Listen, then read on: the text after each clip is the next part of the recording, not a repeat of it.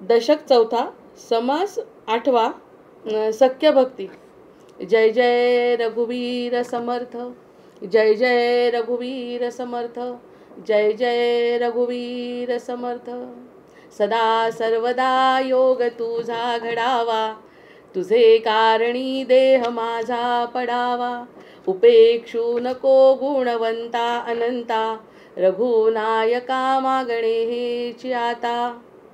हनुमंतांची कुळवल्ली राममंडपा वेला गेली, श्रीराम भक्तीने फळली. रामदास बोले या नामे, शुका सारिखे पूर्ण वैराग्य ज्याचे. वसिष्ठा परिज्ञान योगेश्वराचे, कवी वाल्मिका सारिखा मान्य ऐसा. नमस्कार माझा सद्गुरु रामदासा. जयाचा जगी जन्म नामार्थ झाला, जयाने सदा वासना मात केला. जयाच्या मुखी सर्वदा नाम कीर्ती, नमस्कार त्या ब्रह्मचैतन्य मूर्ती. नेत्राने गुरुराजमूर्ती आपुली, मी जयधवा पाहिली. तू विष्णू शिव तूच दैवत मला, तू तात तू माऊली. झाला भाव मनात या मग करू कोणास पाचारण. प्रल्हादा गुरुराजया नित तुम्हा, माझे असो वंदन. जय जय रघुवीर समर्थ. गणेश शारदा चैव सद्गुरु सज्जनस्तथा, आराध्य दैवतं गुह्यं सर्वं मे रघुनंदनः. गणेश शारदा सद्गुरु संत सज्जन कुळेश्वरू, सर्व ही माझा रघुवीरू सद्गुरु रूपे श्रीराम. माझे आराध्य दैवत परमगुह्य गुह्यातीत, गुह्यपणाची मात न चले जेथे. यो जातो मरुदंश जोक्षित तले, संबोधयन् सज्जनान् ग्रंथं यो रचयन् सुपुण्यजनकं. श्रीदास बोधाभिधं यः कीर्त्या पठनेन सर्वविदुषां स्वान्तापहारी सदा. सोऽयं मुक्तिकरक्षितौ विजयते, श्रीरामदासो गुरुः. मला वाटते अंतरित्वा वसावे, तुझ्या दासबोधासित्वा बोधवावे. अपत्यापरी पाववी प्रेमग्रासा, महाराजया सद्गुरु रामदासा. ब्रह्मानंदं परमसुखदं केवलं ज्ञानमूर्तिं, द्वंद्वातीतं गगनसदृशं तत्त्वमस्यादिलक्ष्यम्. एकं नित्यं विमलमचलं सर्वदी साक्षिभूतं, भावातीतं त्रिगुणरहितं सद्गुरुं तन्नमामि. गुरुर्ब्रह्मा गुरुर्विष्णु गुरुर्देवो महेश्वरः, गुरुः साक्षात् परब्रह्म तस्मै श्रीगुरवे नमः. अनेन प्रियतां देवो भगवान् जानकीपतिः, श्रीरामचंद्र पूर्वेषामस्माकं कुलदैवतं. श्रोता वक्ता श्रीराम समर्थ. जय जय रघुवीर समर्थ, जय जय रघुवीर समर्थ. दशक चौथा, समास आठवा, सख्य भक्ती. आता या ठिकाणी आपली ओवी आहे, ऐसे परमसख्य धरिता देवास लागे भक्तांची चिंता. असं जर आपण परमसख्य, असं म्हणजे कसं, काल आपण 2 दिवस झाले त्यावरती चर्चा करतोय, निरूपण करतोय, मनन चिंतन करतोय. अशा प्रकारची जे सख्य आहे, अशा प्रकारचं सख्य म्हणजे पुन्हा जर सांगायला बसलं तर पुन्हा वेगळ्या पद्धतीने त्याच्यावरती चर्चा होईल. त्याच्यामुळे असं हे सख्य जे आपल्याला कालच्या आधीच्या निरूपणात आपण ऐकलं त्याच्यावरती आपण चिंतन करायचं. आणि असं जर सख्य झालं तर आपल्याला कशाची चिंता उरत नाही, निश्चिंत होतो. निश्चिंत मनाने, निर्भय आणि निश्चिंतता, निर्भयता आणि निश्चिंतता हे आणि ऐश्वर्य आहे, भगवंताचं ऐश्वर्य आहे. निर्भयता, निश्चिंतता. जे जे काही चांगलं आहे, जे जे काही तेजपुंज आहे, जे जे काही प्रकाशमान आहे, जे जे काही सत्य आहे, ते सगळं भगवंताचं स्वरूप आहे. आणि त्याच्या अगदी विरुद्ध जे काही आहे, जे जे असत्य आहे, जे आवडत नाही मनाला, जे प्रकाशहीन आहे, ते सगळं मायेचं लक्षण आहे. वाईट नाही, अविद्या हे वाईट काहीच नाही, पण अविद्या म्हणजे आपल्याला अज्ञान आणि ज्ञान या 2 गोष्टी जर समजल्या तर मग आपल्याला त्याची चिंता राहत नाही. मनाची चिंता, एखादी गोष्ट आपल्याला समजणे आणि समजल्यानंतर निर्भयता येणे, निश्चिंतता येणे, असं जर आलं तर पुन्हा ते विज्ञानाने जसं साध्य केलं आहे, विज्ञानाचं प्रमेय जसं आपण प्रयोगशाळेमध्ये सिद्ध करतो तशी ही सिद्धता आहे, महावाक्याची सिद्धता आहे. त्यांनी म्हटलंय, असं हे परमसख्य धरिता देवास लागे भक्ताची चिंता. पांडव लाखा जोहरी जळता विवरद्वारे काढिले. त्यांना कल्पना नव्हती की या ठिकाणी आपलं मरण आहे. त्यांना काहीही कल्पना नव्हती या ठिकाणी आपलं मरण येणार आहे आणि दुसऱ्या क्षणी आपण या जगात नसणार आहे. पण त्याची चिंता भगवंताला आहे. भगवंत सर्वज्ञ आहे, सर्वशक्तिमान आहे आणि जोपर्यंत तुमचं कार्य होत नाही तोपर्यंत तुमच्या केसालाही धक्का ते लागू देणार नाही आहे. तो सगळ्यात शेवटचा जो प्रसंग आहे महाभारतातला, सगळ्यात शेवटचा, सगळे जिंकलेले आहे आणि आता रथावरून उतरत आहे. रथावरून उतरताना अर्जुनाला भगवंत म्हणतायत, आधी उतर बाबा, मी नंतर उतरतो. त्याची इच्छा असते आधी भगवंतांनी उतरावं आणि मी खाली उतरावं, नंतर उतरावं. तो म्हणतो नाही, आधी तू उतर. अशा पद्धतीने आधी अर्जुनाला उतरवतो आणि जसा वरतून हनुमंत सुद्धा उतरतात. ते दिसत जरी नसले तरी त्यांची जी शक्ती आहे ती त्यातून ते काढून घेतात रथावरची त्याच्या. आणि हा जो विजयी रथ आहे तो विजयी रथाची परिस्थिती, त्याची काय अवस्था होते नंतर, ते हनुमंत निघून जातात आणि सगळ्यात शेवटी आपले भगवंत खाली उतरतात आणि भगवंत खाली उतरल्याबरोबर रथ पेटतो, रथ पूर्ण पेटून जातो. आश्चर्य वाटतंय. हा प्रसंग आपल्याला अगदी खूप काही सांगणार आहे. म्हणजे प्रत्येक गोष्टीतून जर आपण विचार केला, हा आपल्याला असं सांगणार आहे किती मार बसलाय त्याच्यावरती, किती बाण आले त्यावर अर्जुनावरती. इतके असंख्य बाण आहेत की एक जरी बाणाचं टोक जरी लागलं असतं तरी किती झाली असती चिंता. म्हणजे हे लाक्षागृहाचा प्रसंग तर त्या मानाने अगदीच छोटा, कारण त्यांनी तर अगदी त्याच्यातून त्यांना बाहेर काढलंय. पण या ठिकाणी प्रत्यक्ष सारथ्य करून आणि त्याला वाचवलंय. नुसतं वाचवलं नाही, जिंकवलंय. बरं, नुसतं जिंकवलं नाही, त्याच्या मनातल्या सगळ्या शंका पण दूर केल्या. आपण जेव्हा वेदांचा अभ्यास करतोय, आज दुपारचं जे प्रवचन झालं त्या ठिकाणी प्रत्येक शंकांचं वेदांताच्या नुसार उत्तर देत आहेत. आपली गुरुशिष्य परंपरा अशी आहे की यांच्यासारखं नाही, एक वाक्य सांगितलं आणि ते मी नावसुद्धा उच्चारणार दुसऱ्या धर्मांचं, काही आपल्याला आवश्यकता नाही. पण त्यांच्यामध्ये प्रश्नांना उत्तरं नाही आहेत. तुम्ही जे सांगतात ते तुम्हाला ऐकायचं आहे. ते जे सांगतील, लोकशाही आपली सर्वच ठिकाणी आहे. लोकशाही वेदांमध्ये सुद्धा त्यांनी मोकळ्या पद्धतीने आपल्याला ज्ञान दिलं आहे. तुझ्या मनात शंका आहे, विचार, त्या शंकांचं निरसन. आणि ते जेव्हा एकमेकांच्या शंकांचं निरसन करतात तेव्हा हे आपल्यासारखे अज्ञानी जीव आहे ते तृप्त होतात. कारण त्यांच्या शंका विचारण्याची पद्धतसुद्धा, त्या ज्या शंका आहेत त्या परमकल्याणाच्या शंका आहेत. त्यांना शंका नसतात पण त्या मुद्दाम विचारतात, जेणेकरून कलियुगामध्ये अज्ञानी जीवाला पडले जर काही प्रश्न, तर त्या सगळ्या प्रश्नांची उत्तरं यांना देता त्या वेदांतामधून किंवा त्या धर्मग्रंथातून किंवा त्या गुरुद्वारे त्याला मिळावी ही सोय करून ठेवली आहे. मग असं जेव्हा त्याचा रथ जळून गेला, त्या अर्थी त्याचं रक्षण कोण करत होतं, त्याचं कार्य पूर्ण करण्याची जबाबदारी कोणाची होती? त्याची स्वतःची होती का? त्याच्या स्वतःची जर ती जबाबदारी असती तर केव्हाच काय झालं असतं सांगता येत नाही. आणि त्यानंतर त्याचं जे शक्तिपात आहे त्याचा, तो सुद्धा आपण विचार केला की त्या शक्तिपात जेव्हा त्याचा झाला, अगदी कीव येते अर्जुनाची, वाईट वाटतं, डोळ्यातून टचकन पाणी येतं. असा हा धनुर्धर वीर, आणि त्या क्षणी जर तो हतबल झालाय किंवा तो बृहन्नडा झाला, तेव्हा हे सगळे जेव्हा प्रसंग आपण बघतो त्या प्रसंगातून हेलावल्यासारखं होतं. पण हेलावणं वेगळं आणि सांभाळणं वेगळं. माहिती असताना आपण सांभाळतो एकमेकांना. आपल्याला एखादी गोष्ट माहिती आहे आणि पुढे जाऊन असं काहीतरी घडणार, बाबा रे शिक बरं, ज्या गोष्टी आपल्याला माहिती आहे त्या गोष्टींवरती आपण चर्चा मुलांशी करतो. असं कर बरं, आमच्या वेळेस हे झालं, आम्हाला ते करता नाही आलं, ते तुम्ही करा. हे आम्हाला जे माहिती आहे ते आपण मुलांकडून करून घेतो.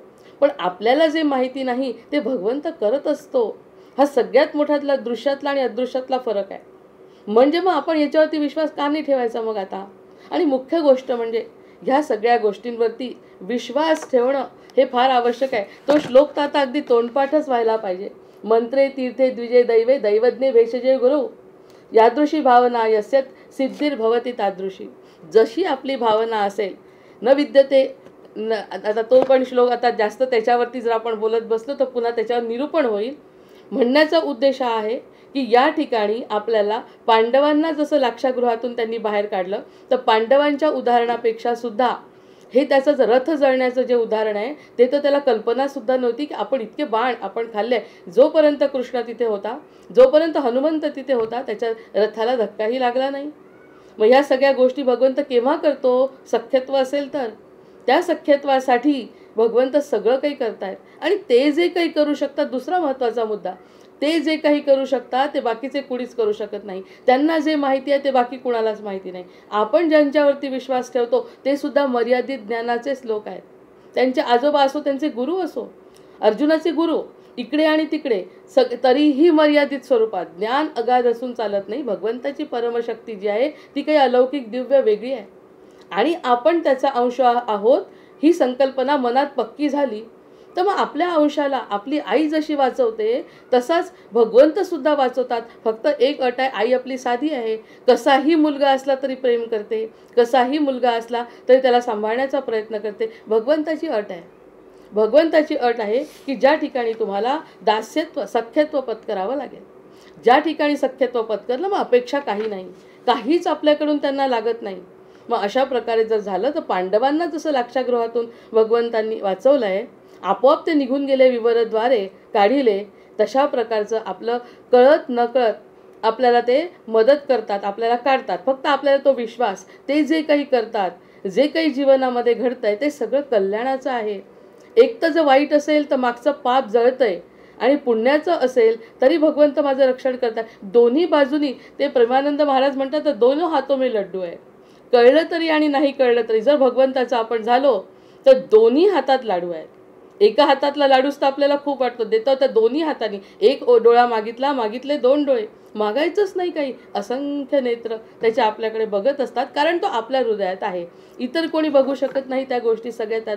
तो जाणतो. कितीही लपवायचा प्रयत्न केला तरी त्याच्यापासून आपल्याला काहीही लपवता येत नाही. देव सख्यत्वे राहे आपणासी. मग देव जे आहे ते सख्यत्व आहे आपणासी.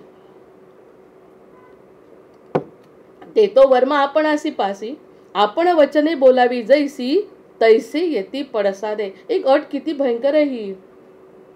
या ठिकाणी ते भूताचं उदाहरण जे सांगितलं, कल्पवृक्षाचं उदाहरण आहे, ते अगदी या ठिकाणी लागू पडत आहे. जैसी येती पडसादे, आपण वचने बोलावी जैसी. त्यामुळे बोलण्याचं वागण्याचा प्रश्नच उद्भवत नाही. बोलायचं नाही, वागायचं नाही, मागायचं नाही तरच काही शक्य आहे. शांत होणं महत्त्वाचं आहे.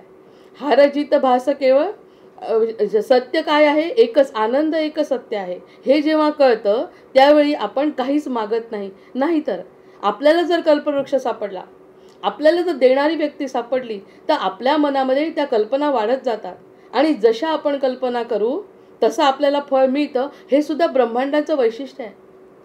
Universe listens and responds to, असं एक नेहमीची म्हण आहे. माझ्या इंग्लिश पुस्तकामध्ये मी लिहिते ती सारखं, की जेव्हा जेव्हा आपण काही बोलतो तर नुसतं घराच्याच भिंती नाही, तर आपण जे काही बोलतो ते सगळं ब्रह्मांडात ऐकत असतात आणि त्याच्या लहरी आपल्याला वापस मिळतात.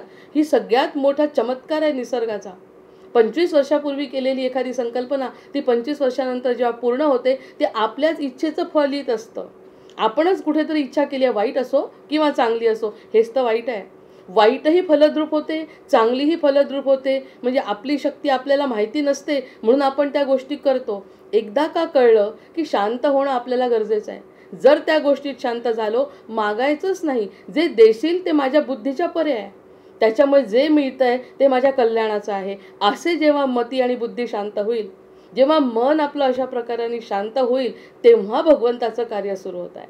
आणि ते होण्यासाठी आपल्याला आपण वचने बोलावी जैसी. आता हे चांगलं आहे की नाही वाक्य, आपण वचने बोलावी जैसी तैसी येती पडसादे. अतिशय चांगलं वाक्य आहे. पण आपली बुद्धी फक्त चांगलाच विचार करते का? फक्त चांगलाच असं होऊ शकत नाही. मानव जन्मामध्ये आपण नरदेहामध्ये आलो आहे आणि या सगळ्या वासनामय देहातून आलेलो आहे. वासना मागच्या, पुढच्या, आताच्या, नंतरच्या या सगळ्या वासनांचा जर देह असेल, बुद्धी जर मर्यादित असेल, बुद्धीला किती महत्त्व द्यायचं? हा तर मोठा घाला बसलाय बुद्धीवरती आपल्या स्वतःच्या. इतकी बुद्धिमान आपण, जात आपली सगळ्यात बुद्धिमान आहे. जात म्हणजे मनुष्य जात म्हणते. जात म्हणजे जातीवर नाही म्हणत आहे. ही जी मनुष्य हा जो मनुष्य प्राणी आहे सगळ्यात बुद्धिमान आहे. काल तर एक प्रश्न विचारला एकानी, की याच वेदांत जेव्हा शिकवत होते तेव्हा एखाद्या बाईला किंवा एखाद्या माणसाला जर म्हटलं तू कुरूप आहे तर त्याला किती राग येतो बरं? प्रत्यक्षात तो असलाही, अगदी साऊथ परदेशातला जर एखादा काळा व्यक्ती आला आणि त्याला जर म्हटलं की यू आर अगली, तू कुरूप आहे, त्याला किती राग येतो? किंवा एखाद्या मूर्ख व्यक्तीला म्हटलं तू काही बुद्धिवान नाही, तू अतिशय निर्बुद्ध आहे, असं म्हटल्यावर त्याला राग का येतो बरं? आहे हे सत्य आहे, तो निर्बुद्ध आहे. हे सत्य आहे, तो कुरूप आहे. सगळं काही सत्य आहे. तेव्हा जेव्हा एखादा व्यक्ती त्याला बोलतो तेव्हा त्याला किती वाईट वाटतं. आणि त्याच्या विरुद्ध जर म्हटलं तू फार सुरेख आहे, त्याला कल्पना असते आपण सुरेख नाही, तरी सुद्धा का आनंद होतो. ह्या सगळ्या गोष्टी भ्रामक आहेत. मग कारण काय आहे, आतमध्ये जो आहे ना परमात्मा तो सुरेख आहे. किती सुंदर उत्तर दिले वेदांतामध्ये.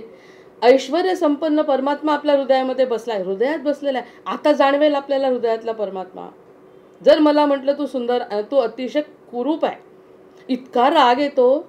चांगलं म्हणू नका भले, तो नंतरचा प्रश्न आहे. मला कुरूप म्हटलं, कसं सहन करेल तो. कारण माझ्या आतमध्ये बसलेला परमात्मा ऐश्वर्य संपन्न आहे. म्हणून मला अभिमान आहे माझा स्वतःचा. माझा स्वतःच्या देहाचा नाही आहे मला अभिमान, हे नंतर कळतं. हा देहाचा अभिमान नसून आतमध्ये असलेल्या चैतन्य स्वरूप परमात्म्याचा तो अभिमान आहे. आणि जर कोणी मला म्हटलं की तू अतिशय कुरूप आहे, खूप राग येतो, अतिशय बुद्धिवान निर्बुद्ध आहे असं म्हटलं, मी किती बुद्धिवान आहे, मला सगळं ज्ञान आहे. कारण आतमध्ये असलेला जो परमात्मा आहे ना तो सर्वगुण संपन्न परमज्ञानी आहे. मग त्या परमज्ञानी असलेल्या परमतत्वाला वाईट वाटतं. म्हणजे आता सिद्धता झाली की नाही की आपल्यामध्ये परमात्मा आहे. प्रत्यक्षात मला माहिती आहे की मी निर्बुद्ध आहे, तरीही जर मला कोणी निर्बुद्ध म्हटलं राग का येतो. एखादा मुलगा आळशी आहे, आळशी मुलाला जर कोणी म्हटलं की तू आळशी आहे, वडिलांनी जरी आळशी म्हटलं तर त्याला किती राग येतो. प्रत्यक्षात तो आळशी आहे त्याला माहिती आहे. त्याच्या देहाने त्याचा कोणत्याही प्रकारचा तो व्यापार करत नाही, काहीही करत नाही, तरी त्याला माहिती आहे. कारण आत असलेला त्याचा जो परमात्मा आहे ना तो ते परमिशन देत नाही त्याला म्हणून घ्यायची. त्यामुळे तो म्हणू शकत नाही, कारण तो त्याचा एक प्रकारचा त्या परमात्म्याचा अपमान आहे. आणि हे त्यांनी आपल्या मनामध्ये पक्क केलं आहे की मला वाईट म्हणायचं नाही, कारण मी म्हणजे देह.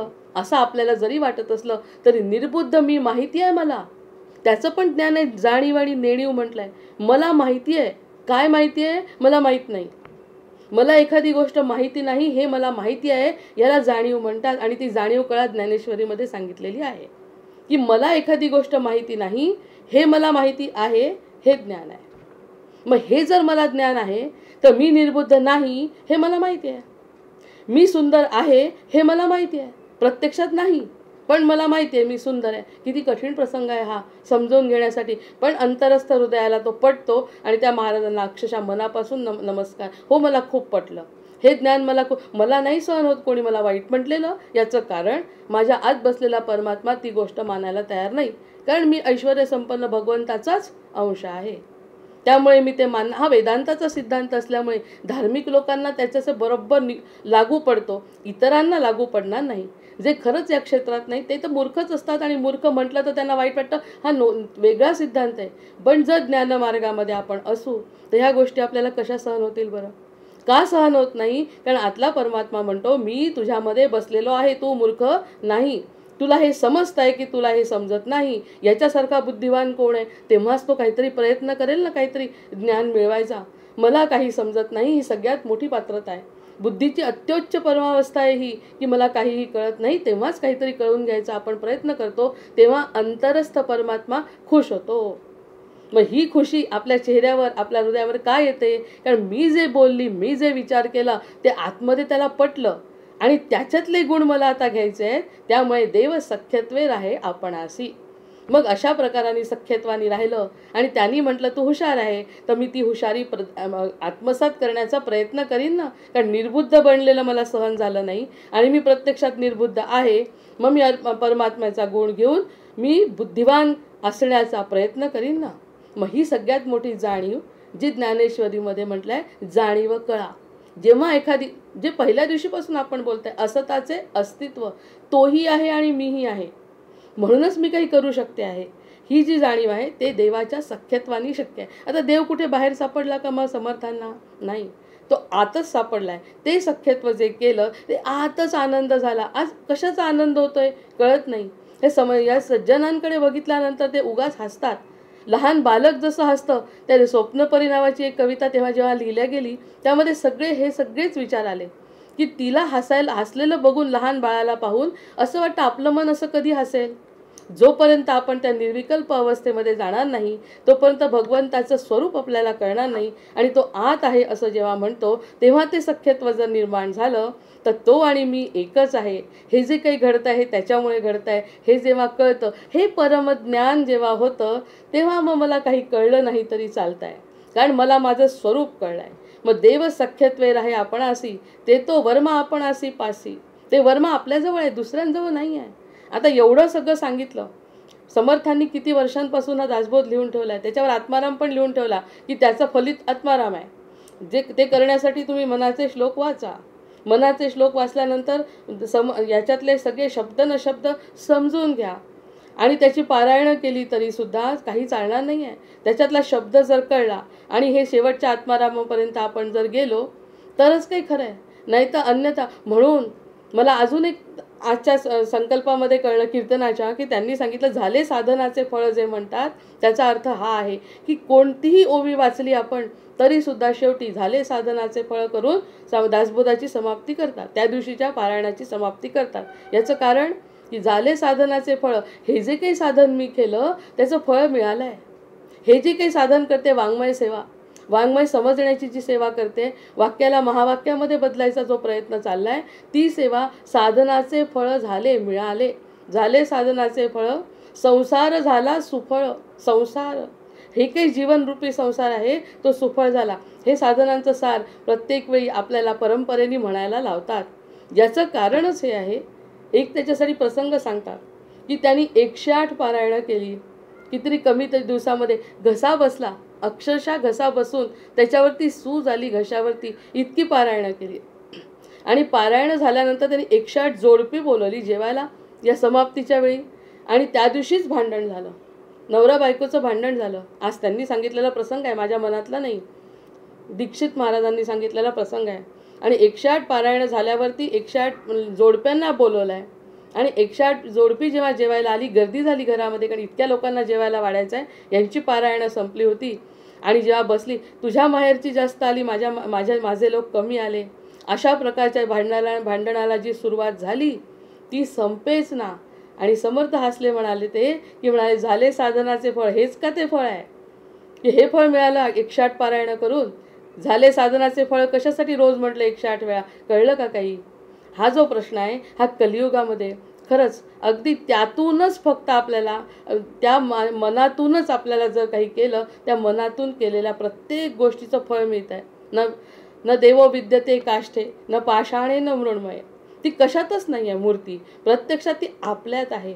आपण आहे आणि तोही आहे. त्याचा आजचा दुपारचा प्रसंग अतिशय गोड आहे की मला मी म्हणते, तुम्ही स्वतःला मी म्हणता, कुत्रा स्वतःला मी समजतो, माझी मुलगी स्वतःला मी समजते, अगदी राक्षस असला तो सुद्धा मी म्हणतो, देव असतील ते सुद्धा मी म्हणतात. म्हणजे माझ्यासाठी मी आणि त्यांच्यासाठी मी कॉमन आहे. मग तो मी कोण आहे? तो जो मी आहे, देह काही कितीही वेगळे असो, देह त्याचा असो माझा असो, पण प्रत्येकजण जो मी म्हणतो तो मी म्हणजे मी आहे. किती मोठा शोध लागलाय हा. मग अशा प्रकारचं जर सख्यत्व आणि ते समजलं ज्याला, तो त्याच्याशी सख्यत्व करतो. मग माझ्या मीला मी आनंद ठेवायचा प्रयत्न करतो. हे झाले साधनाचे फळ. अशा प्रकारचा अनुभव असा प्रत्येकाने घ्यावा अशी समर्थांची इच्छा आहे. देव सख्यत्वे राहे आपणासी, ते तो वर्म आपणासी पासी. ते वर्म जे आहे ते आपल्याच जवळ आहे.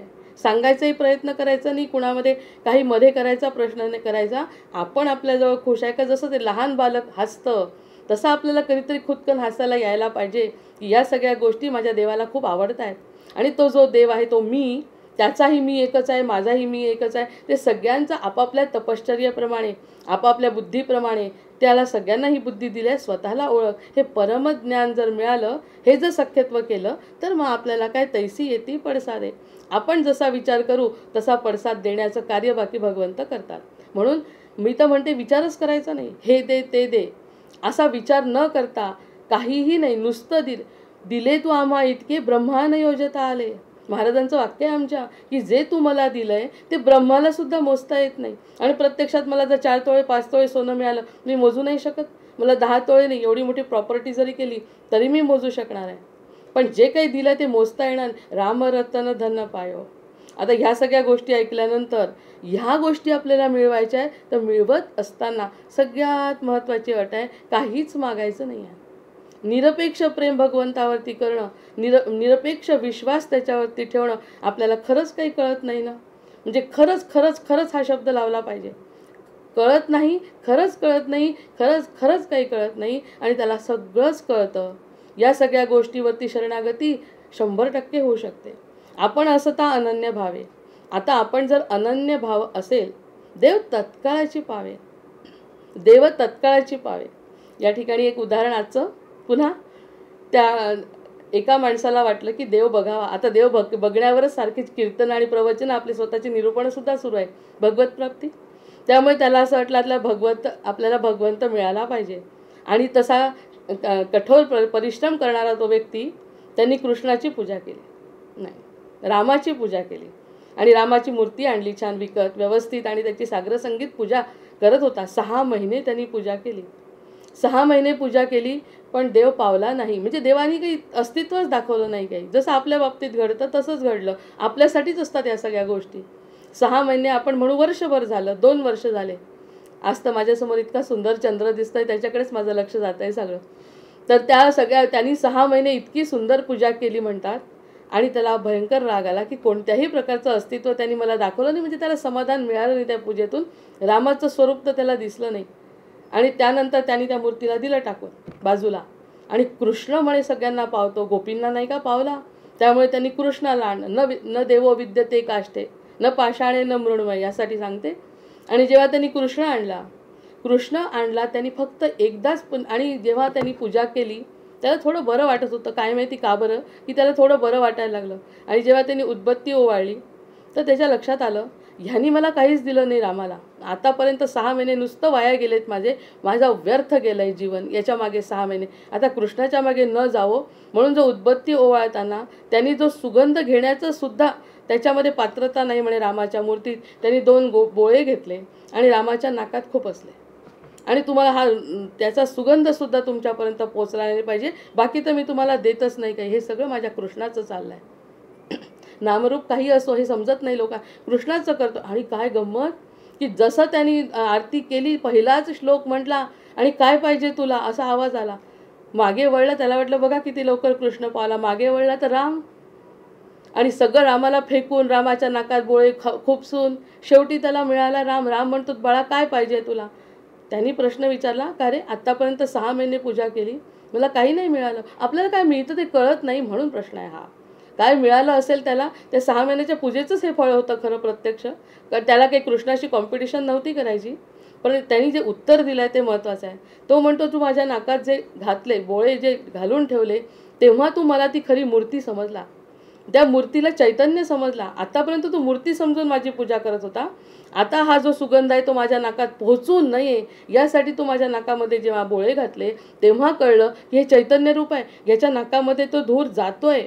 ही जी तुझी भावना झाली तत्क्षणी मी प्रगट झालो. कृष्णाशी वैर होतं म्हणून नाही, किंवा याचं कमी पडलं म्हणून नाही. त्याचं मन तितकं नव्हतं म्हणून पावत नव्हता. त्याचं मन जेव्हा स्थिर झालं, नको म्हणून, म्हणजे कंसालाही पावलाय, रावणाला सुद्धा पावलाय, विरुद्ध लोकांना सुद्धा पावतोय तो. ज्याच्या परीने जे आहे त्याला मोक्षच देणार आहे. मग हे सगळं जर कळलं, मग त्यांनी म्हटलं आपण असता अनन्य. तो अनन्य केव्हा झाला, जेव्हा माझ्या उदबत्तीचा सुगंध तुझ्या नाकात जायला नको, म्हणजे तो चैतन्य आहे तिथे बसलेलं, असं जेव्हा त्याला जाणवलं तत्क्षणी भगवंत प्रगट झाले. देव तत्काळाची पावे. मग यावरून आपल्याला कळतं की नुसत्या मूर्तीच्या पूजा करत असताना तो त्यात रमत नव्हता. राम आणि कृष्ण हा भेद कधी कोणी मानलाच नाही. पण तो लहानपणीचं जेव्हा एकदा कृष्ण रूपामध्ये कृष्ण होता आणि कोणीतरी अत्याचार केला असं कळलं. आता त्यांच्याकडे तर नेहमीच कृष्णचरित्रामध्ये तर सगळे यांचे अत्याचार आहे, राक्षसांचे. लहानपणापासून बिचारा मांडीत बसलाय यशोदेच्या. आणि कळलंय कोणीतरी राक्षस आला आणि हा पहुडला होता यशोदेच्या याच्यावर. आपलं भान कसं असतं बघा, कधीही आपण आपल्या स्वरूपाला विसरत नाही असं भगवंत म्हणतात. आपण तर विसरून जातो आपल्या स्वरूपाला. तर ते म्हणतात, यशोदेच्या मांडीवर झोपलाय, कल्पना करा. कोण आहे रे तिकडे, आणा माझा धनुष्य, असं जेव्हा म्हटलं तेव्हा कृष्ण रूप आहे आणि धनुष्य मागतायत. यशोदेला वाटलं हा धनुष्य कसा हा प्रसंग म्हणजे राम आणि कृष्ण वेगळा कसा. तो कृष्ण अवतारात आहे पण राम अवतार विसरला नाही, कारण तोच आहे. कोण आहे रे तिकडे, आणा धनुष्य म्हटल्याबरोबर इतका आनंद होतो. ही गोष्ट ऐकतो जेव्हा कीर्तनकाराकडून, अरे राम आणि कृष्ण काही वेगळा. आणि मनामध्ये ज्या शंका असतात ना, की राम माझा आहे, मी कृष्णाचं कसं करू, कृष्ण माझा आहे, रामाचं कसं करू, असं काही नसतं. जसं याला सांगितलं कृष्णाचं, आपल्याला वाटतं लागलीच की कृष्णाला भजला म्हणून रामाला वाईट वाटलं आणि राम प्रगट, असं काही नसतं. तो म्हणाला की तुला चैतन्य स्वरूप जेव्हा दिसलं माझं, तेव्हा मी तुझ्यासमोर प्रगट झालो. अशा काहीतरी खेळी करतात आणि आपल्या भक्तासाठी वेगवेगळे प्रसंग आपल्यासमोर आणतात. जेणेकरून बाबा रे माझ्याकडे बघ आणि मी तुझ्याकडे बघतच असतो. आता असता अनन्य भावे देव तत्काळची पावे, आपण त्रास घेता जीवे देवही त्रासे. आपल्या जीवाला कष्ट करून कधीही देवाला आनंद मिळत नाही. देवाने ही काया दिली, हे सर्वगुण संपन्न शरीर दिलं, त्याला सांभाळा. प्रसन्न होणे आणि प्रगट होणे ह्या दोन वेगळ्या संकल्पना आहेत. मी त्याच्यावर काल जो लेख लिहिला आहे तो खूप आवडला आहे सगळ्यांना. प्रसन्न होणे आणि प्रगट होणे, प्रगट होणे आणि प्रसन्न होणे, प्रसन्न आधी नाही, प्रगट होणे आणि प्रसन्न होणे. एक जो व्यक्ती होता त्याला हनुमंताची खूप आस होती आणि हनुमंताला प्रगट करून घेण्याची इच्छा, कारण हनुमानाचा भक्त होता. 12 वर्ष कडक तपश्चर्या, निर्जली, काहीही न खाता पिता जे काही हठयोग करता येईल तो हठयोग केलेला आहे. एका पायावर याचा अर्थ करू नये असं अजिबात म्हणत नाही बरं. त्या गोष्टीतून सांगते आहे की हठयोगाने त्यांनी 12 वर्ष तपश्चर्या केली आणि 12 वर्ष हा काळ की हिंदू संस्कृतीमध्ये फार महत्त्वाचा आहे. प्रत्येक 12 वर्षानंतर एक काहीतरी बदल आपल्या जीवनामध्ये घडतो. मग तसा बदल त्याच्या जीवनामध्ये 12 वर्षाच्या तपश्चर्येमुळे घडला आणि प्रत्यक्ष कडकड आवाज होत हनुमंत समोर उभे राहिले आणि ते म्हणाले, इतका आनंद. त्याला तर आधी कळलंच नाही की हा हनुमान आहे. आपल्यासमोर हनुमंत प्रकट झाले हे त्याला आधी कळलं नाही आणि नंतर जेव्हा कळलं त्याला वागताही येईना, कारण पाय अकडला होता ना उभं राहून. जेव्हा साष्टांग नमस्कार घालायची वेळ आली त्याला पायाने त्याला घालता येईना, जमिनीवर त्याला येता येईना, कारण त्याने जो हठयोग केला होता त्याचा तो परिणाम की त्याला तो म्हणाला, भगवंता मला वाटतंय हे घालावं साष्टांग दंडवत, पण माझ्या शरीराची साथ नाही, कारण की मी त्याला 12 वर्ष हलवलंच नाही आहे ना अजिबात, आणि कृश होऊन गेला. हे झालं प्रागट्य झालं भगवंताचं त्याच्यासमोर. आणि हनुमंत म्हणाले, मी काही फार मोठा नाही, पण मला तू प्रगट करून घेतलाय म्हणून बोलतो, नाही तर मी रामाचा दास आहे, तुला रामापर्यंत नेण्याची जबाबदारी माझी. पण सध्या रामापर्यंत जायच्या आधी मी एक गोष्ट सांगतो की रामरायाने जी काया दिली ती सांभाळण्याची जबाबदारी सुद्धा आपलीच असते. ही जी काया तुझी कृश झाली, या कृश कायेतून जर तुम्हाला साधा नमस्कार करू शकत नाही तर तू रामापर्यंत काय पोहोचशील काही सांगता येत नाही. काही वर्षात या कायेतून तुझा प्राण निघून सुद्धा जाईल, कारण काया तुला साथच देत नाही ना प्राणाला. तुझ्या ज्या प्राणाला जे पोषक अशी काया पाहिजे ती काया तुझ्याजवळ राहिली आहे का शिल्लक बघ ना. म्हणजे मी प्रसन्न नाही, मी प्रगट झालो. आणि प्रगट कशासाठी झालो आहे की तुला हे सांगायला, बाबा रे पुढे जर तुला काही कळायचं असेल तर तुला आता ह्या मार्गातून बाजूला होऊन वेगळा विचार करावा लागेल. स्वतःच्या देहाला त्रास करून घेतलं तर भगवंताला त्रास होतो. जो हठयोग वेगळा असेल, त्यांचे मार्ग वेगळे असतील, त्यांना वेगळ्या प्रकारचं समाधान मिळत असेल, त्याचा माझा अभ्यासही नाही, हठयोगाचा माझा अभ्यास नाही. पण प्रत्यक्षात जनरल जेव्हा बोलतो त्यावेळी ते सांगतात, आपण जर आपल्या जीवाला त्रास घेतला तर जसा आईला त्रास होतो तसा देवाला सुद्धा त्रास होतो. मी त्याच्यासाठी नाही पाठवलं, मी आनंद स्वरूप असल्यामुळे तू आनंदच घ्यावा अशी माझी इच्छा आहे. तुला त्रास झाला, मलाही त्रास होतो, हे दास्यभक्ती नाही का, हे सख्यभक्ती नाही का.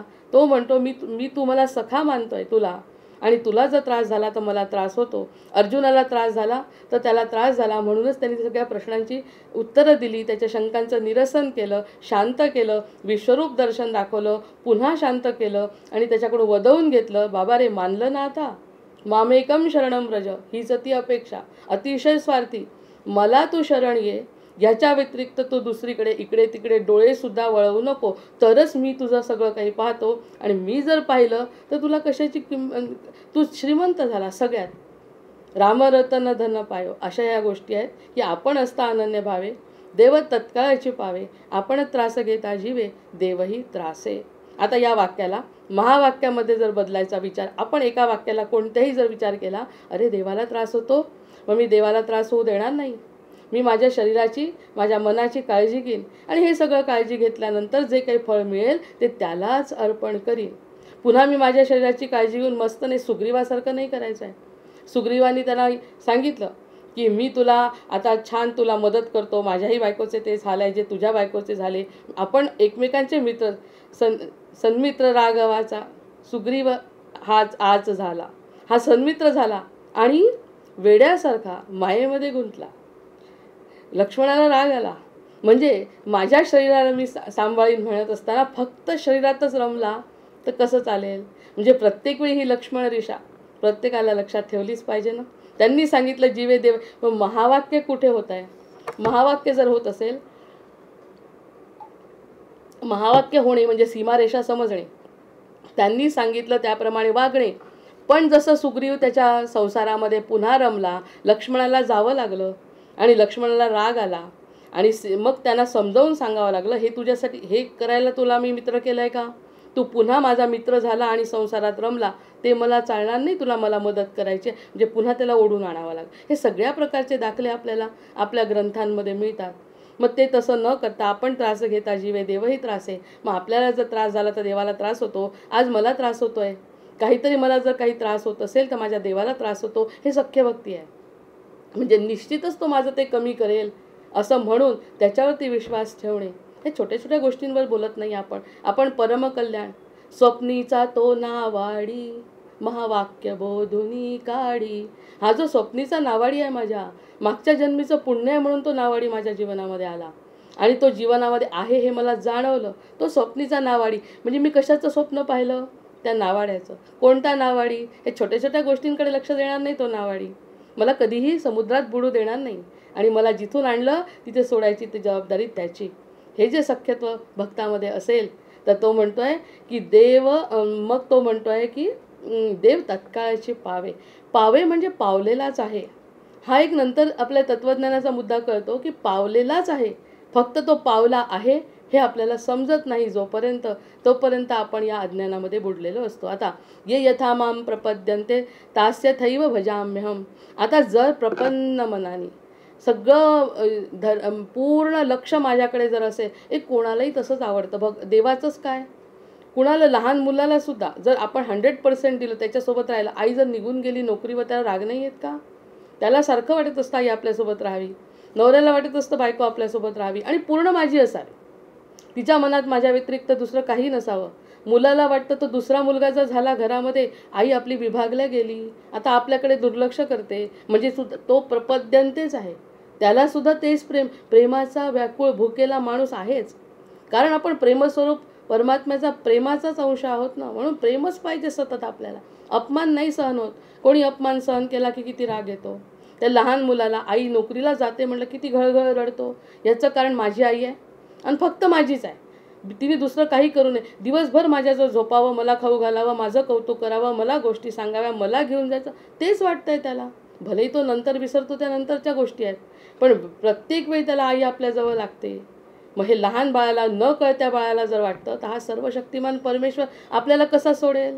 माझ्याचकडे पहा म्हणतो, माझंच कौतुक करा, माझीच लीला सांगा, माझंच कौतुक सांगा. मी कोणाचा कसा कल्याण केलं तेच तू सांग फक्त.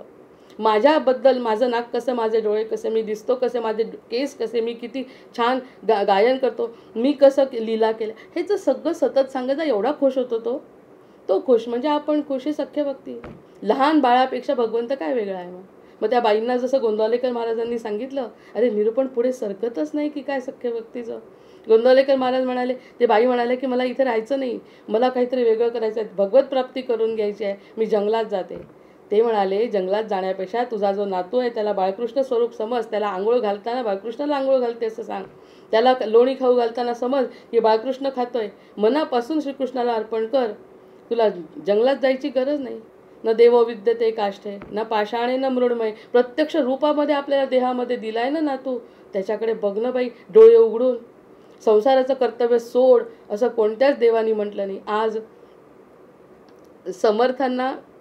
समर्थ आणि वेणाबाईंचं वेणाबाईंचा जो प्रसंग आहे, वेणाबाईंना जेव्हा नेलं, नवजीवन दिलं आणि सांगितलं आता ही वेणा माझी झाली आणि वेणा माझी झाली, आता कल्याणही त्यांचा होता. आता वेगवेगळ्या प्रकारचे शिष्य जेव्हा समर्थ सांगतायत तर वेणाबाईंना आपल्या मनातलं सगळं सांगायचे समर्थ. आपल्या मनातलं हा त्यांचा एक विशेष आहे की कल्याणाला पण कल्याणाच्या प्रश्नांची उत्तरं द्यायचे, कारण कल्याण हा शिष्य होता.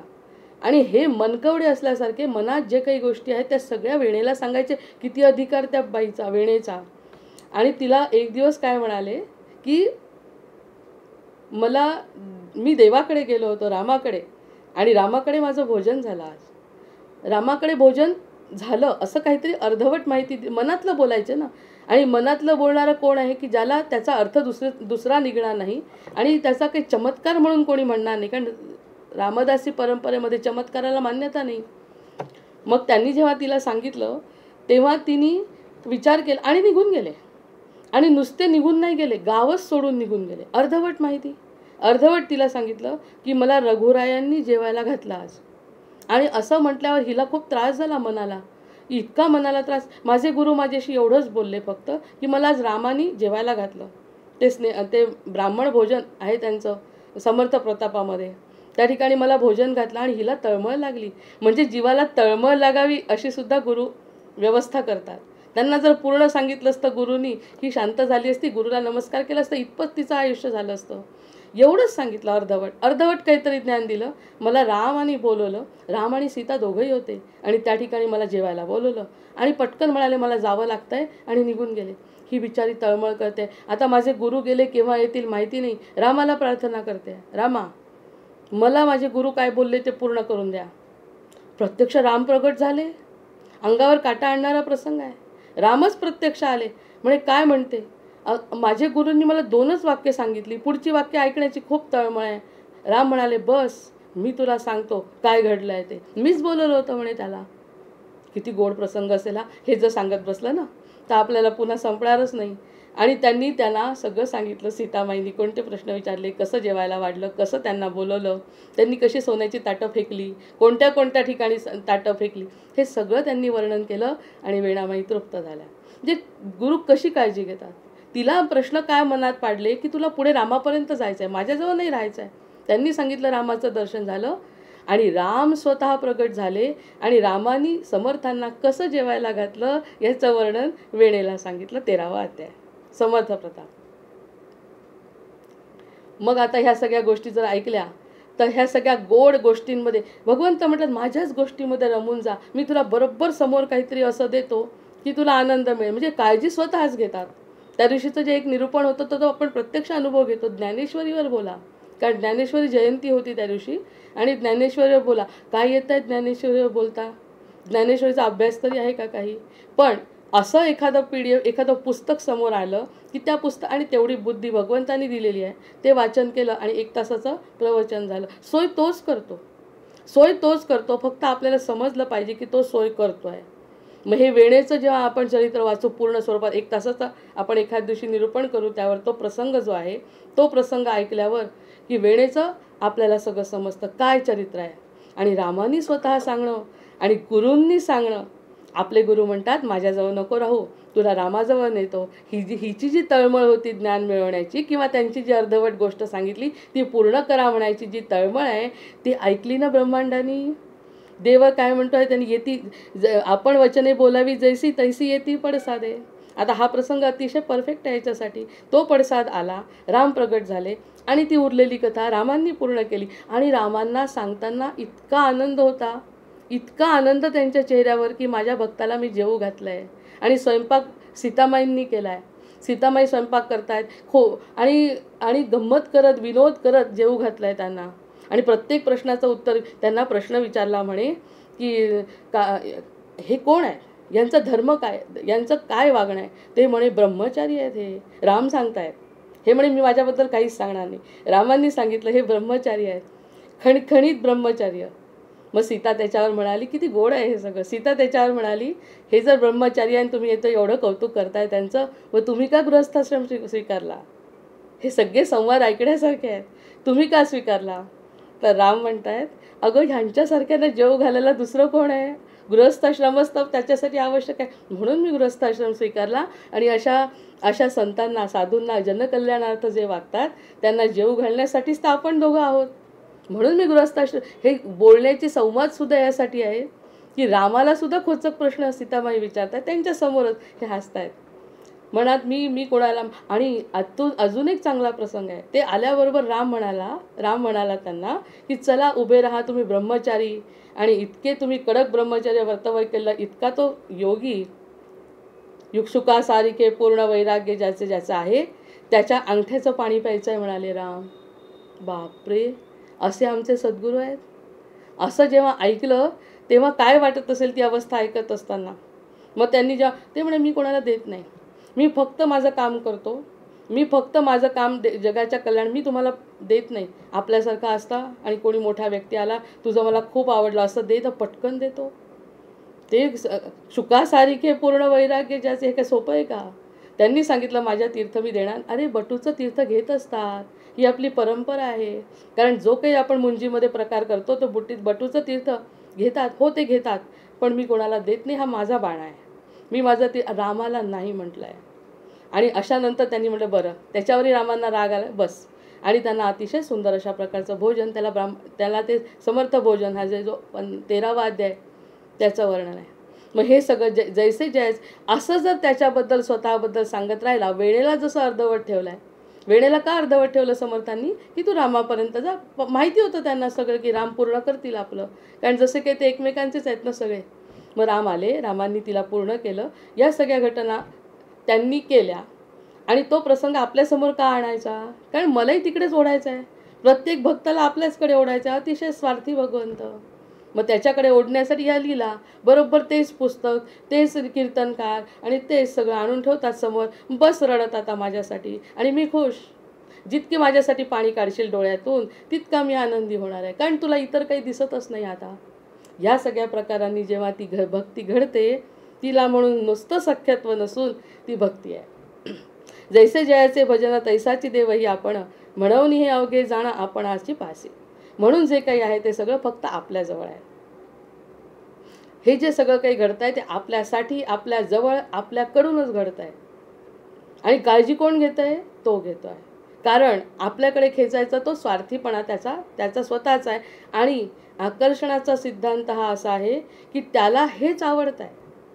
जितकं माझ्याकडे खेचला जाईल तितका तो अतिशय स्वार्थी. आपला नातू किती स्वार्थी असतो माझ्याकडे बघावं,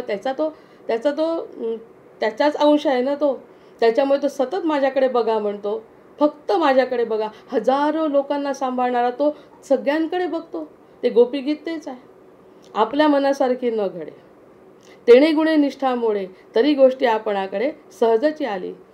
मग आपल्या मनासारखं घडलं नाही तर निष्ठा मोडते, पण ती मोडू द्यायची नाही. तेच तर सांगायचं आहे. जी आपल्या मनासारखं नाही झालं, तेणे गुणे निष्ठा मोडे, तरी गोष्टी आपणाकडे सहजची आली. निष्ठा जरी मोडली तरी ती गोष्ट घडत असते, हे समजायला पाहिजे.